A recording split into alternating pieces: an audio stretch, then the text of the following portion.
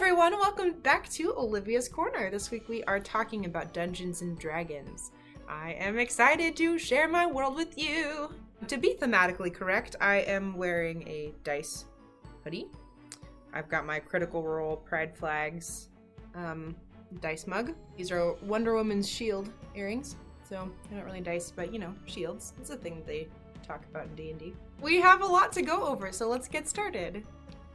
Today we're going to talk about the world that I created.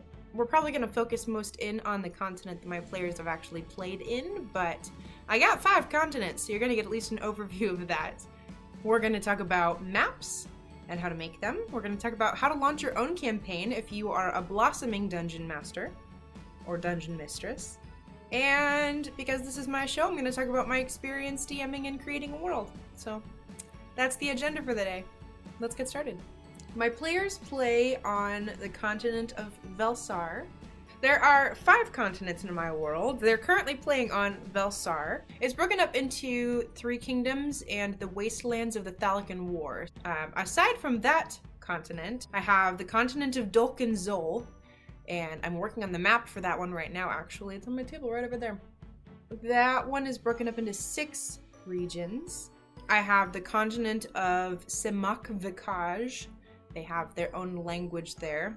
There is the continent called Zycia, where the Crucible of Creation is said to be. It's basically where most of the people believe that the world started, that the life on the planet began, basically. And then the last one is the island nations. So there are 8 islands that are their own sort of nation. Those are my continents. The campaign that I ran started with a good old-fashioned murder mystery, because who doesn't like those? It's a great way to get players together. So I didn't do a wonderful job of hooking my players' characters to the story. I had the benefit of my friends sitting around the table believing in me and choosing to engage in a story whether their character cared about it or not for the first couple of sessions. Our story begins with 2 brothers. They are the Lafayette brothers, well-known bounty hunters in the area, or fairly well-known. I think they're sort of up and coming still at that point. They have just received a letter that tells them that there is a murder of some sort, and that it's a peculiar one. They're having a hard time figuring out the facts and finding people, and they need some people who are good at finding people. The brothers are in the area, and they get a note to come investigate, and that any information they find will be rewarded. They walk into the city of Zor in the kingdom of Anthanar, straight through the front gates, and there is another character introduced, which is Liliana Latrath, a lavender-skinned tiefling woman. Hey, she does alliteration too! Shout out to my players who all tell me I use a lot of alliteration. I definitely do. But Liliana Latrath, the lavender tiefling, that's some alliteration as well. It's not just me. She is a divination wizard, and she's reading someone's palm, some poor farmer who wants to know how his crops are gonna do this year. So she joins them based on a divination bit of her backstory that plays into that part, and they all walk together up to that, you know, like in D&D there's always like a king's posting board where they post information like work for I don't know, like help wanted, come work at so-and-so's farm, or the king has a bounty out for someone to take care of the rat problem in the lower towns, or those kinds of things. They all go to that thing, the king's message board or whatever. They go to the job board, and as they're standing there staring at it, a dwarf is also staring at it by the name of Blaze Petrum, and he sort of strikes up a conversation with them and is curious about this murder mystery thing and joins them. And voila! We've got the beginnings of a wonderful adventure. So that's how my campaign started, with a wonderful murder mystery and some amazing characters and some wonderful players who wanted to take a leap into a new world with me. I will say, my group on Wednesdays, well, we started playing in 2 campaigns when I started, so we were playing alternating weeks, every other Wednesday, Every other Wednesday was a different sort of episode or session, and it was like one campaign and then the other. Does that make sense? One of them wanted to take a break for a little while, got some writer's block, wanted to map out his campaign, and he said, hey, this would be a great opportunity if you wanted to jump in. And so I jumped in and we played in my world instead for a little while. There are definitely pros and cons to that method. Cons being, it's really difficult to get into and stay in character when you're switching which character you're playing every week, which our whole group agreed is the case. One time I wrote a speech about how to play D&D. I performed it in front of my whole communication class at college. And one of the things that I was keenly aware of when I started with D&D was that there's a language that if you don't understand it around Dungeons and Dragons, it's going to be really difficult to feel like you know what's going on if you don't understand what like the language around everything is. So something like rolling for initiative or D20, D12, those kinds of things. Rolling with advantage, adding this modifier, make a wisdom saving throw. Like those are all things that you would definitely hear in an average D&D game. And if those are phrases that you're not familiar with, I'm so sorry. I don't mean to talk in a language that's completely foreign to you, but it's a real thing that D&D players need to be aware of, that if someone is outside of the circle, it's a whole language. It's a whole ass language, and we gotta fucking calm down.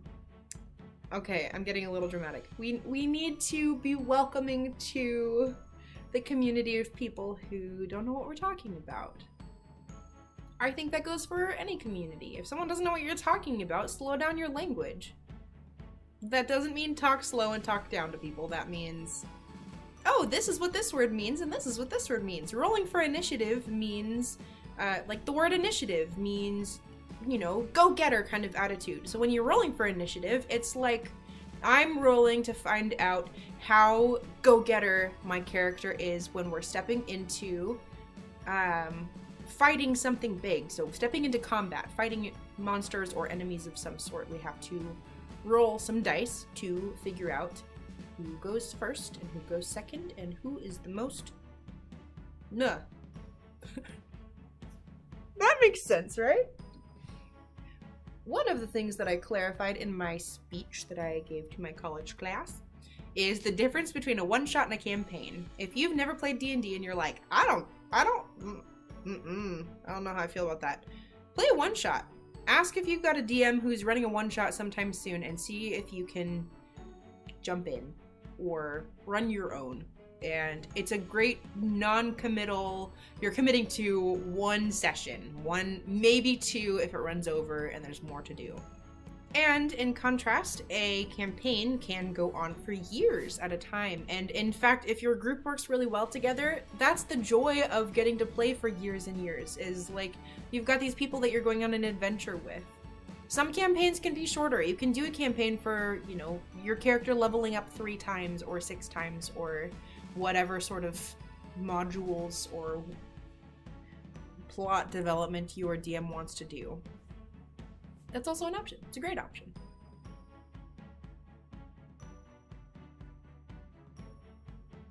Let me tell you about my experience in planning a world and planning a campaign. That shit's hard. There's a whole bunch of it that if you're doing it yourself, it's a challenge. And I'm someone who likes a good challenge. And I'm someone who really likes to be organized. I could not thrive in the worlds that I spin in without Google Docs, because they have this wonderful little function on the side where you can post like chapter titles when you're working on a book, or city names so that you can reference information from different cities really fast. I'm fairly organized now. That helps. One of my favorite things in starting out planning a dungeon or planning a world is map making. Let me tell you how easy it is to make a map. If you don't have dice yet, you can start with pasta. You literally just get a big ass piece of paper and put it on a table and like drop your dice on it. Hold on. Just like get a whole ass handful. You know in the movies when someone just like, and then it's like they're dropping the dice and determining fate. It's like that. You just get to drop the dice and determine the fate of your world and of your campaign. And wherever they scatter, I like the method of whole handfuls of every kind of dice, drop them all, use a world generator. It's stuff like, this spot over here, I rolled a d20 and it's a natural 20. That means that's gonna be the capital. That's gonna be the capital of this continent. Everybody knows where this place is. If it's in a terrible position, friends, let me tell you, the joy of being the DM is that you are the god of the world that you are creating. So if you don't like it, move it. That's literally up to you. It's your world. When I say the world is your oyster, this is like the top definition of that. You get to literally build a world. So anyway, I love map making. I love dropping the dice and outlining around them and choosing where the islands are and the continent is, or where the rivers are, where the lakes, ponds, forests, mountains. The main plot of the continent of Velsar started from that.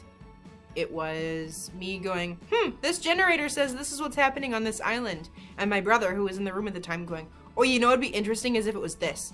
And I said, oh yeah, I like that. And then what if this was what was going on? And literally the whole plot of my campaign came from something I read on a generator. So, great way to start the world.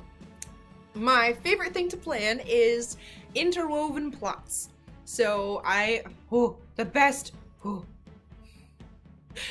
best stories are from character backgrounds. So like if you are playing in a campaign and you're like,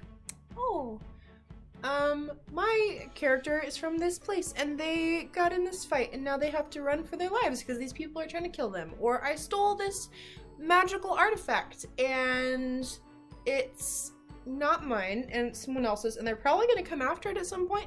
Those are great. Those are juicy details and those are perfect for running a campaign.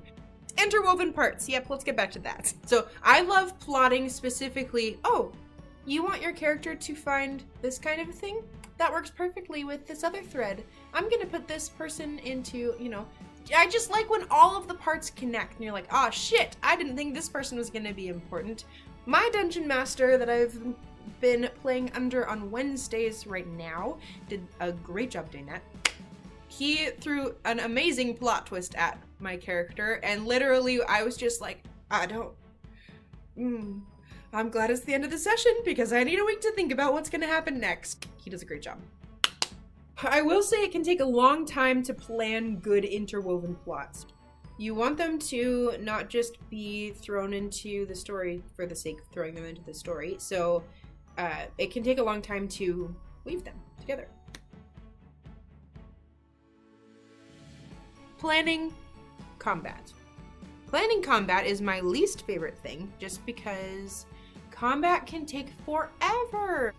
If it's like good for the story but just taking a long time, it's not the most fun, even if you know it's important. So it can be a challenge to keep your mind engaged in combat. And so with that in mind, I didn't really want to plan very much combat.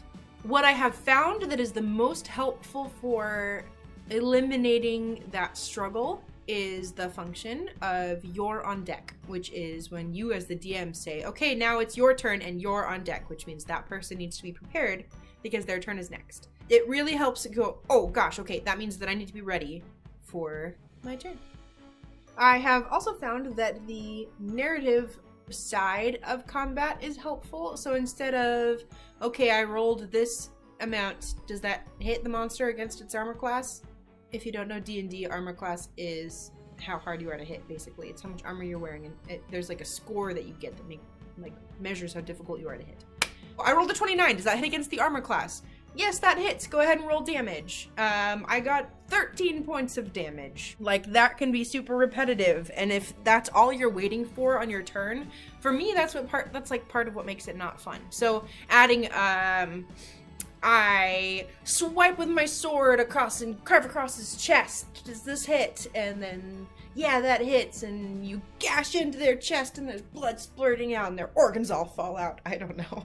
That really adds to the story. So my advice to DMs is to, and enjoy that part of it, to throw yourself into visualizing what's happening, and whether you've got a map or not, envision these people here, envision what you know about these characters and how they do combat, and let them run with it, but give them the story element that they're looking for a great combat situation. And if you're a player and you struggle with combat, do the same thing. Imagine your character and looking at this other person, imagine what they're thinking and feeling, and imagine what kind of, reactions they might have to their friends being hurt, and run with it.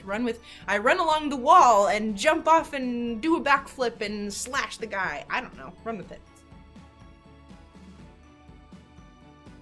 In my world, I kind of said it earlier, am known for alliteration. It's one of my favorite things in naming people and places and cities. I have a weird thing for naming people. Watch my intro to the book that I wrote if you don't believe me, because naming is like one of the hardest things, but also the most fun and whimsical and ridiculous. And so when plotting a D&D campaign and there's NPCs, non-player characters. It's the barmaid that you encounter in the pub in the town that you're going to, and you talk to them.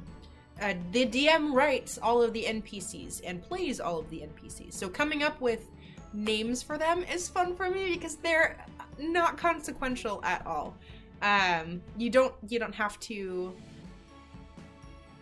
A lot of them are not important enough to have real backstories other than you kind of know who their family is, what their life goal is, so that they're moving in a direction. It makes the world feel more alive. But let's see if I can find some of my favorite ones. Don't think they're in this town. Let's go to Lithian. Do I have anybody cool in Lithian? I didn't find my alliteration, but I did find a tavern that I'm named called the Forsaken Sip, and all of the bartenders are named after spices. So it's owned by a man named Cardamom. The bartenders' names are Saffron and Coriander. Yeah, there's some fun drinks there. Fun stuff to find. Anyway, thanks for joining in on my ranting about what I love in the world of Dungeons and Dragons and how I DM and what some of that looks like. I hope you had fun. I certainly enjoy just being goofy and talking about all of this stuff. What sort of things do you like to do as a DM? What helps you strategize or prep? Do you like running combat, and what makes it enjoyable? Do you have a different idea about how to generate a map? How do you plan your interwoven plot threads? Thank you for showing up. If you like what you see, hit that subscribe at the bottom, and then you'll get notified when I notify you. Next week, we're diving into Chapter 2 of my book by day and by night called Questions. Thanks for showing up, and I'll see you next week.